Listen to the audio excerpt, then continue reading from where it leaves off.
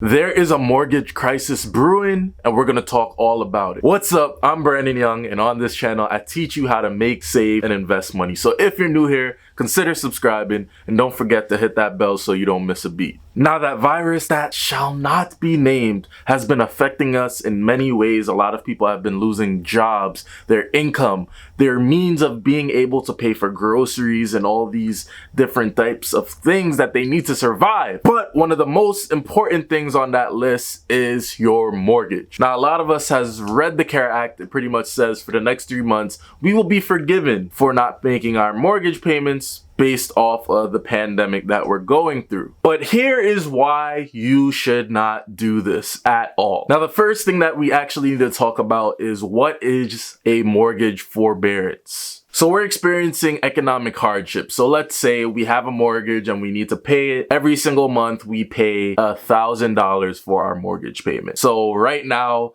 the month is April and we have our payment. What we missed it, May, we missed it, June, we missed it, and we're going into July. So let's say we missed those 3 months, but we're good because we didn't have to pay it because we got that forbearance. So, you know, we're all good. But July comes around and you're like, all right, I gotta make my July payment. Everything is back to normal. I have my job. Okay, let's see what the damage is. You haven't paid your mortgage for the past 3 months, and each mortgage payment is $1,000. So you have that $3,000 there, as well as you have your next payment, which is another $1,000. So at that very moment, you owe $4,000. At that very time, you have to fork it up. Now, what's bad about this is you haven't been working all this time, and like I said, a lot of people don't have an emergency fund where they have money lying there for an emergency. So obviously, a lot of people, probably 2.9 million people, are in this situation right now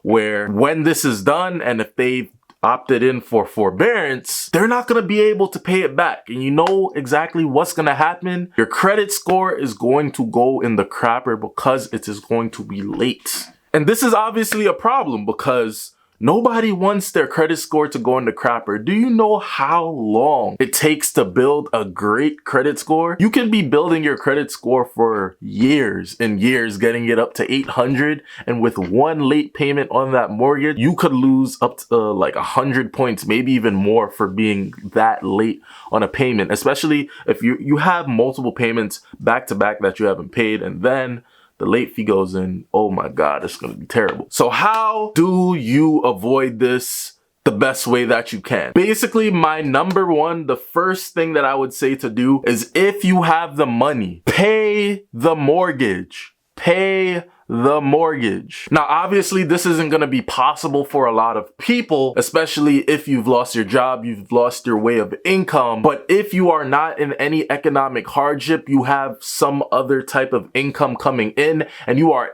able to sustain payment of your mortgage, I would say to keep paying it because it is going to save your ass royally. So please continue to keep paying your mortgage. But then you do have the case where people do suffer economic hardship. They lost their job, they've lost their income, people aren't paying rent, so that form of income is not coming in, and you do need to file a deferment or a forbearance. I would say try to call your mortgage lender and let them know your situation. Now, when I say to call them, you need to let them know that because of the virus that we shall not name, you have lost your income and you won't be able to have these mortgage payments go in because you don't have any type of income coming in. Do not just call them up and say that I can't pay my mortgage, because that doesn't tell them anything. They can just be like, okay, he said he can't pay his mortgage.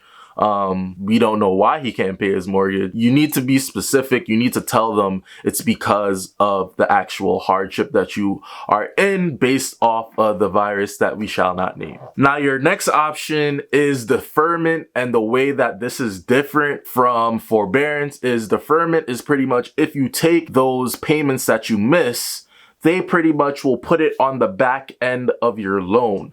So let's say if you had a 30-year loan that 30-year loan will probably get extended until you are able to like pay everything else that you didn't pay. So it'd probably be like maybe 30 and 3 months if you didn't pay for 3 months, etc., etc. Obviously, this is a more plausible way to go because you're probably gonna be able to pay that back, especially after 30 years. I'm pretty sure things will get back in order and you'll be able to pay that money back at that time. But the forbearance, honestly, people don't read it and they don't actually know the actual definition of it. And especially if you've lost your income, if you can't pay it now and after your forbearance is like 3-4 months, or even if you get it extended at 6 months, imagine that. You have to pay 6 months worth of mortgage in one lump sum at the moment. Like, no, I don't think anybody's gonna be able to do that unless you have a large amount of reserves on deck. Hopefully you got a better understanding of mortgage forbearance. If you enjoyed this video, be sure to go and give me a like and go subscribe to the channel for more content like this one. I'm Brandon Young and I'll see you in my next video. Peace.